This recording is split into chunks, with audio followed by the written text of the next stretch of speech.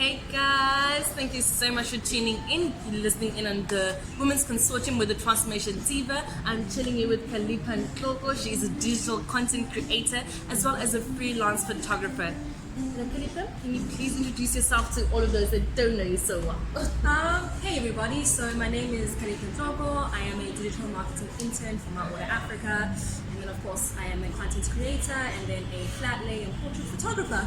Awesome. So tell me about your background, what did you study, where are you from, all of that. Cool, so I'm from the friendly city of Port Elizabeth. And essentially my background in terms of education, I studied psychology, sociology undergrad, and then did my honors in industrial sociology.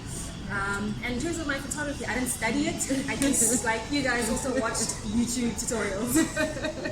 Awesome. So why did you go from psychology and sociology into digital marketing and content creation? What was that transition about? So I think, especially with the fact that we are evolving with technology, my studies with psychology and sociology, I wanted to understand the impact of digital on us human beings.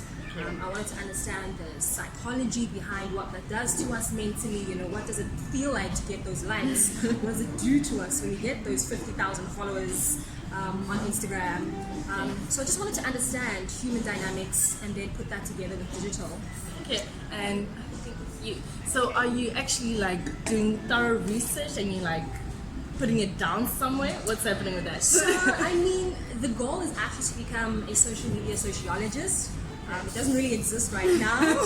Inventing careers over here. Yes. Inventing careers. Exactly. So I think right now it's a lot of reading up, a lot of research, looking into the fact of, what happens when a mom starts posting images of their baby online, and when the baby grows up, what are the implications of that? Are there implications? I mean, here's the thing, human rights. A baby at that point can't speak for themselves when mom is posting pictures of them. So I think as soon as they come of age and they're 18 and they're old enough, they have that autonomy and that ability to say, wait a minute, actually I'm not okay with that. And so I just want to understand what's that going to do to relationships with families. Yeah. Interesting. So I also studied the humanities. I did psychology, philosophy and English, my undergrad, and then I majored in philosophy and English for my honors. However, I transitioned into content creation because of unemployment in South Africa. Did any of that affect you in any way?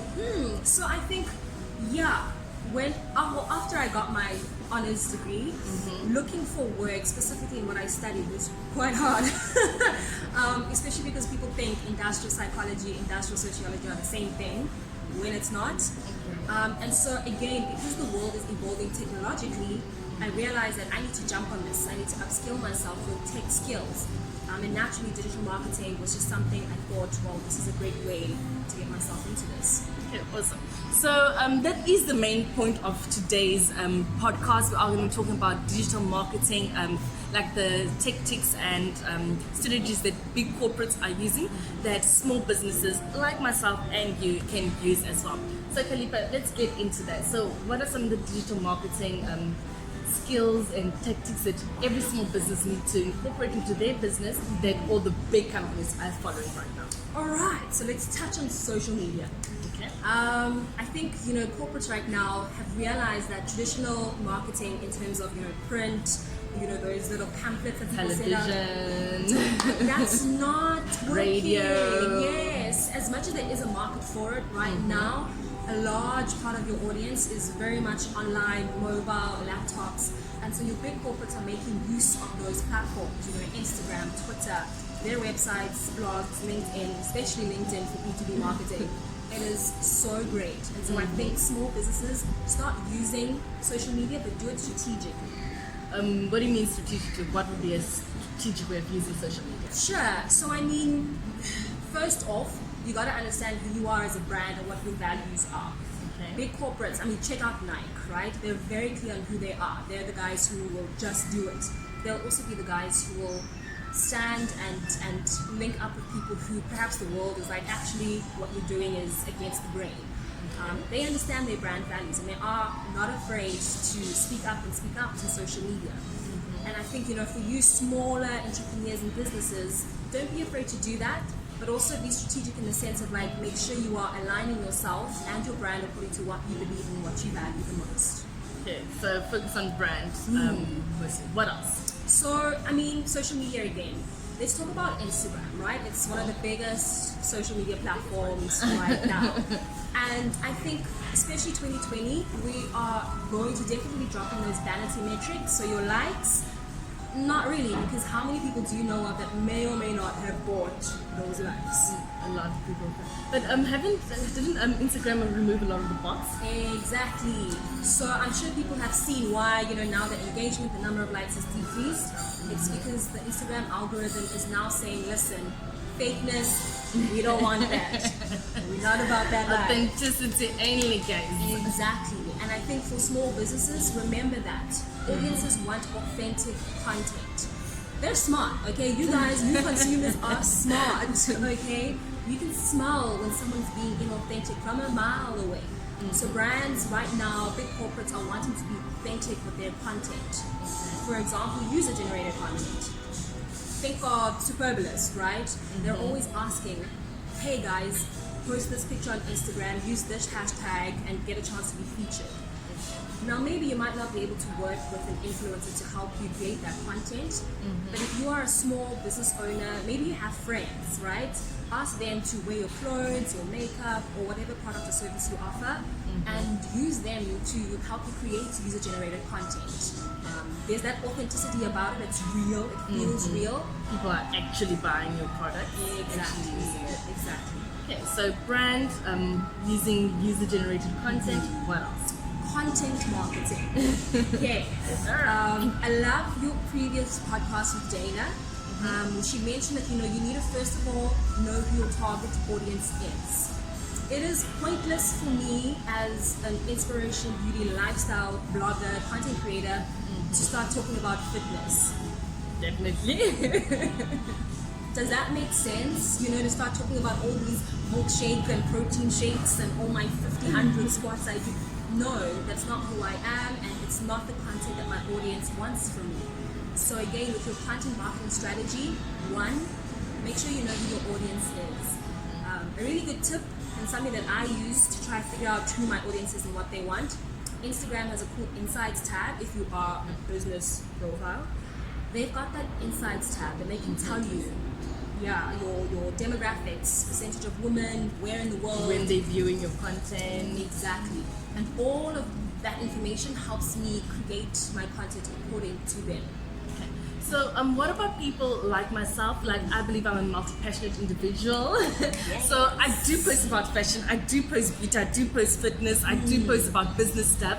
So how can I generate content with all of my passions incorporated into digital marketing and content creation? Sure. So I think, one, consider the various platforms that you want to be and share your multi-talentedness on. Okay. We know LinkedIn, for example, is really great with B2B marketing. So it's great for you to be posting your podcast on digital marketing and the things that you're up to, because that's what people want to know. Like, who are you as the businesswoman or the upcoming businesswoman, the next top podcaster? That's great. Then go on to Twitter. Now, Twitter is more interactive. It's more engagement. It's more wanting to get a bit more personal with you. So take whatever you love doing in terms of your multi-talentedness and see where and how on Twitter can I use that to share and engage with people who want to know more about me. Instagram is more, the pictures. So, Fashion. yes, beauty. girl. You know it. So there you start sharing your love for your fashion, your beauty, and share that with really great quality images. And then Facebook as well. It's a really great business platform. It's the largest, biggest, most used, most populated. Is that right? I think they understand. I mean, it's such a great big market. So again, for businesses, Facebook is amazing, especially when you want to start targeting again your niche audience. Let's quickly go back to like Twitter and Facebook. Let's say, for instance, you are like me and you've never ever tried Twitter before. Yeah. Is it still worth it getting into that market, even though you are starting out from zero? Yes. I mean, again, engagement, because engagement is going to be so big this year on social media. What's great about Twitter is that you can post something today, and again today, and there will always be somebody who wants to continually engage with you, right? I think Twitter is just such an amazing platform because the audience and your reach is far and wide. There's what am I trying to say? I feel like I'm getting lost in my thoughts right now. It's so good. Yeah, no, I think with Twitter, I mean, engagement is number one. Yeah. Engagement. Oh my gosh. It's all good. Okay, so you've touched on creating your brand, creating content in regards to your brand, social media content, and working with the different platforms. What else are all the big corporates focusing on right now in terms of digital marketing? So, customer experience, right? I was reading recently that actually customer experience this year will overtake product and price. It's really interesting to know. I mean, take for example when you walk into a Mr. Price store, let's say for example, the environment already that's creating some kind of customer experience. I mean, how do I feel when I walk into the store? Of course, the product, like where are all the cool, cute tops, where are the jeans, that as well will play a huge role. But I think customer experience does not only equal customer service, right? Touch on that a bit more. So, customer service. Let's talk about the fact that, Vodacom, you pick up the phone and you say, hey, look, I can't get any network on my cell phone, I have to call you on my landline, help me, and they help you out, right? That's good customer service. But there's a whole other experience outside of that. I mean, it's also about how long did they take to pick up the phone with you, how engaging are they with you. I think with customer experience, consider not just like the service, consider the brand image, consider the environment, the product. There's all these cool, cute little ties there's all these cool, getting so confused. All the cool things that tie in together. There we go, gosh, I think my English data bundles are depleted for this Monday. So I think customer experience is just something that, especially when marketing budgets might be a bit tight, this is where you can leverage social media and see or use people on social media to try and market and be a brand advocate for you by sharing their experiences of your product and service. Awesome. And like just to touch on that like a little bit more, I was watching this YouTube video and this guy was telling us like the difference between customer service and customer experience is that customer service is reactive, whereas customer experience is proactive. So you think about what you want your customers to feel and experience before they even call you and say, hey, I've got a problem with this. Exactly. Okay, so touching on customer experience, what else? What are other big brands doing right now that small businesses have to focus on? Right now. So I think, one, video content. Okay. Hello, video content right there. I think especially with the age of, your millennials, your Generation Zs, this is a generation that are very much like mobile orientated. So businesses right now very much making sure that their websites are optimized for mobile. What I mean by that is, when you go into a website on your phone, it's not taking too slowly to load. You can easily scroll and access all the different navigations and tabs. So optimizing your content for mobile is something that's really big that's going to be happening this year. Especially again because audiences right now, we are quick, we're on our phones all the time. So as soon as we want to, I don't know if there's anyone that even still has a laptop out there. Gosh, or they use the laptop for like work purposes and not exactly social media. yes. Whereas everyone is on social media. Okay, so come on, spill the beans, girl. What else? We want to know every I always single want to say thing. for more, log on to my YouTube channel, subscribe. Oh, really? You go to YouTube. What's happening there? No, guys, look, my YouTube, it's just really a creative outlet for me. It's nothing where I'm trying to gain new audiences or get subscribers. It's just a good old vlog channel where I'm just spilling my life. That's very much like not organized all the time, as vlogs generally are. So it's just your life and not really business, anything like that. Okay. I think, with YouTube, I guess another trend there, along the lines of video content. YouTube is blowing up alongside with TikTok. I know you know about TikTok. I think, again, like YouTube, it's one of those things where you just got to be strategic about it. As much as I am a lifestyle beauty inspiration content creator, you're not going to find any beauty content on my channel just because I think That market, that market is already saturated. There's more people who are giving great, valuable content, and there's nothing unique that I can offer, really. So I think, with YouTube, if you want to be on the platform, go for it, because there is genuinely space for it. Just be strategic about what you want to do and accomplish on YouTube. So you're saying that anyone that is like into beauty, like they need to be the best in order to be on that platform? I mean, look, you don't have to be the best, just know your value proposition. Just know what will make you different to the next beauty content creator. And if you can find that difference, you will flourish and thrive. Yeah, awesome. So let's quickly talk about TikTok. So TikTok is really big right now. However, like it's like very focused on like funny, entertaining content. But some of us are not the most funny people out there. So how can you create content for TikTok? Because it is a huge platform, it is big, it is so growing. And I believe that just about every small business owner needs to be on that platform right now. Like it's much easier to get people to follow you. But how can you create like a following on TikTok if you're not the most entertaining person? So I think one, just understand who really loves TikTok. So we know it's like 18 to 25-year-olds who really are 16. I mean, even like little babies on there. No, it's true. Like it honestly is a platform where your Gen Zs really are making the most out of it. So I think if you wanna be on the platform and like you're not the most funniest, two things you should know there. One, just understand the kind of content you want to create needs to be something attention grabbing.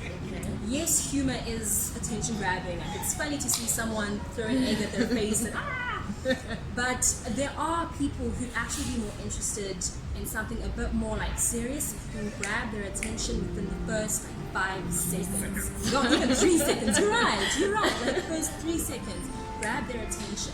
Doesn't always have to be funny. I mean, Nike, you've never seen them post a funny video, but you watch their ad in 3 seconds and you're hooked, right? So I think just understand that whatever content you want to create, make sure that in the first 3 seconds you get your brand messaging across, or you get whatever you want to share on TikTok across in the first 3 seconds. And also just be confident by the fact that entertainment and humor has like a lifespan, I see. Remember Vine was also super funny. We loved Vine, and then it fell away just because entertaining content doesn't really have a long lifespan, long shelf life. But what does generally is the more serious, more valuable, feeding me information and insights and educating me. That will always have a longer lifespan on whatever platform you use. Okay, so you think that with TikTok it's gonna develop and like transform into like more serious content rather than just funny and entertaining. Okay, awesome.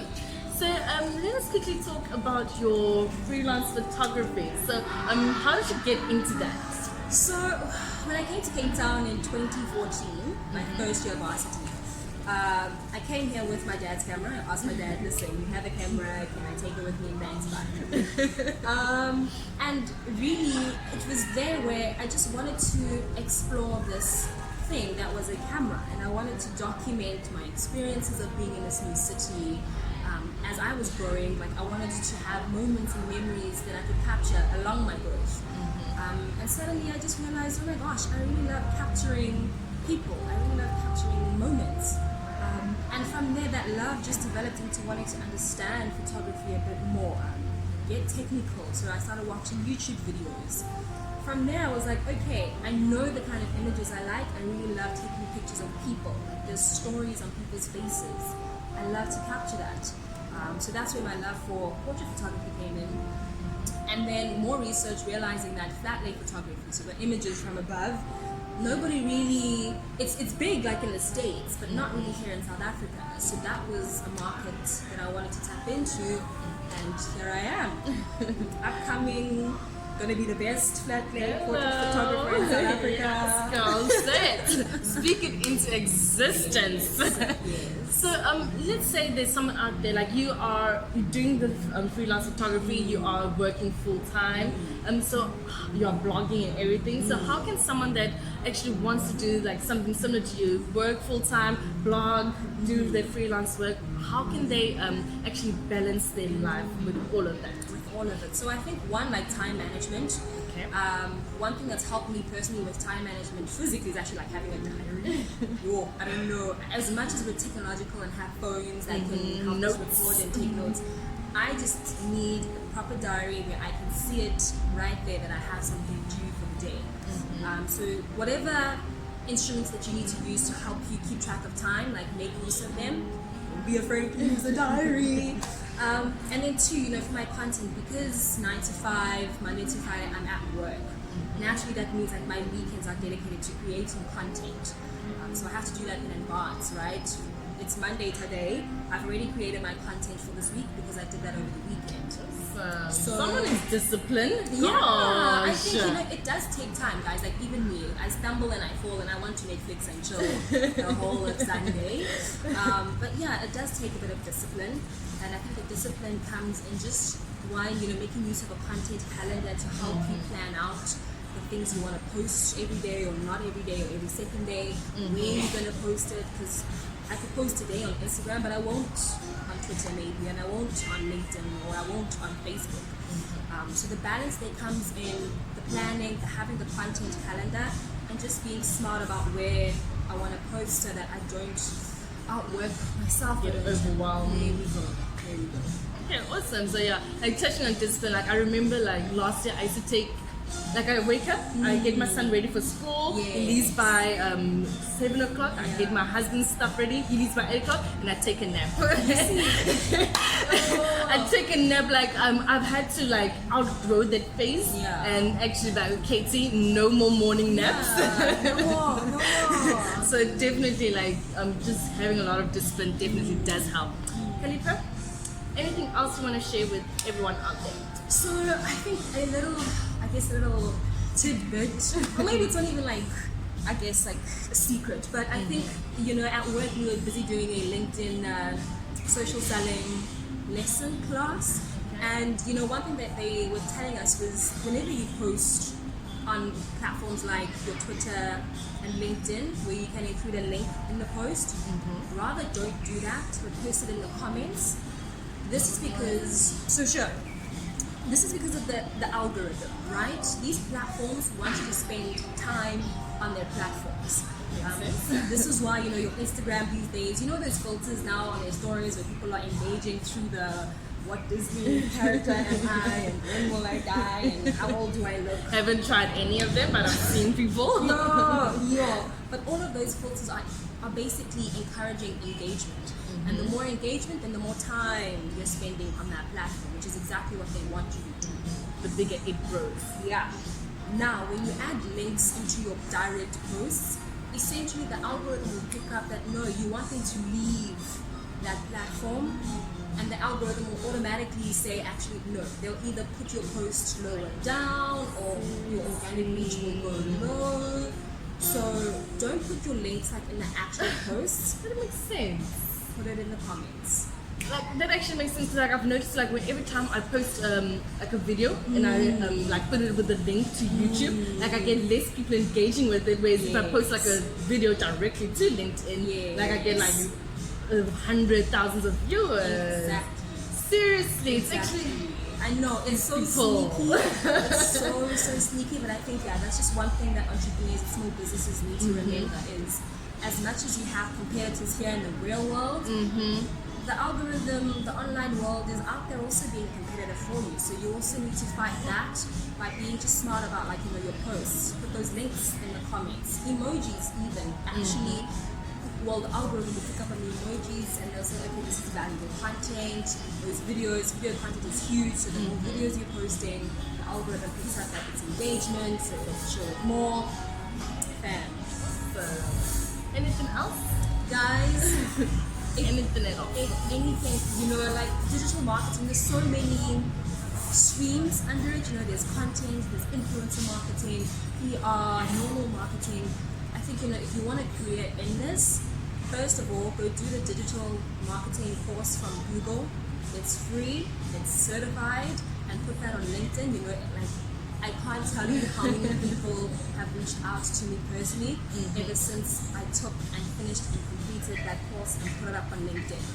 So go do that course. It's free. There's so much value to it. And what's it called? Just digital marketing? Yeah, and what is it? It is the digital marketing Google Africa. Google app. I would say Google it. Google it. Yeah, yes. But I'll put a link on my Please, YouTube. please do, guys. Like, if anything, take that course, learn. As soon as you get the certificate, put it on LinkedIn, and watch people start wanting to engage with you more because they can see that you know your Actually stuff. put on the work. Yeah, and I think, you know, with all these streams, influencer content, PR, find the one that you really love and focus on it. Influencer marketing. I did that before I got into digital marketing. Okay, how's that? Interesting stuff, guys. I think, again, your micro influencers are going to be big this year. There's another tip. So if you have, you know, less than 10,000, even 5,000, I have less than 5,000 followers on Instagram. But the thing about me is, you know, engagement. I really try and drive engagement with my audience, and that's why brands kind of want to work with me, because I don't really focus on the likes. I make sure that I'm giving quality content and people actually love and want to engage with it. So if you have small people following you, like, it's okay. You don't have to be somebody with millions and millions of followers. You'll get there eventually if that's your goal. But focus on engagement and creating that little community that really loves you. And like with regards to influencer marketing, like I just think that if you want to get into that, like actually be a good influencer marketer. Like I remember I had like an influencer and I was sending her products and she would end up like putting on my stuff and not tagging me in it and tagging other people. And I'm like, I'd have to like literally in the comment like, hey, looking good, but can you please like tag me? Because like that is the reason why I'm sending you products. So like yeah. Just a tip, guys, if you are doing that, please Please. help the brands and yeah. Yes. And yeah. So Khalipha, where can they catch you if they want to engage with your content along? So on Instagram, I am at Khalipha, KHALIPHA _ my surname. Is there an underscore? No, there's no underscore. I can never get it right with the underscores. Gosh, social media. Yes. Rewind. Instagram At Khalipha _ Ntloko. No underscore. But on Twitter, there's the extra underscore after my surname. Am I on any other platform or just those two? Yes, like, my blog. Oh my gosh, my blog. Yes, so it's www.khaliphantloko.blog, all small caps. Yeah, I think for the bloggers out there, don't forget that written content also has value. As much as video is great, as much as the pictures on Instagram are great, there is an audience who actually wants to sit down and read. So don't neglect your websites, don't neglect having a blog section in your website. Awesome. Khalipha, thank you so much for being here and sharing all of this valuable content with us. I truly appreciate it and I will be implementing a lot of things that you shared with us today. Thank you so much once again. And guys, I'll see you again next week for another episode of the Women's Consortium.